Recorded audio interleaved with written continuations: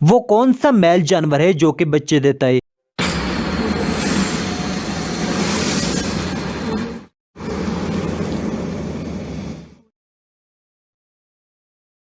बिस्मिल्लाहिर्रहमानिर्रहीम। Once again welcome to another videos.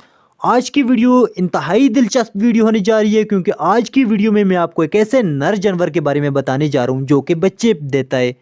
और यकीनन आप में से बहुत से लोग ये समझ रहे होंगे कि नर जानवर बच्चे नहीं देता।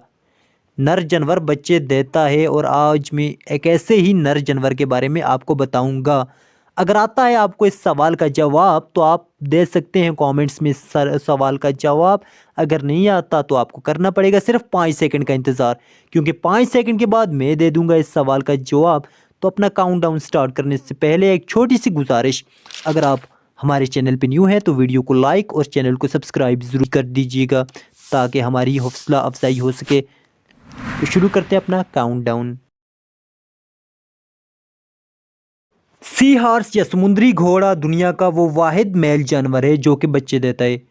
अगर आपको हमारी वीडियो अच्छी लगे तो कमेंट्स में ज़रूर बताइएगा। मिलते हैं एक नई वीडियो के साथ, तब तक दीजिए इजाज़त। अल्लाह ने के बान।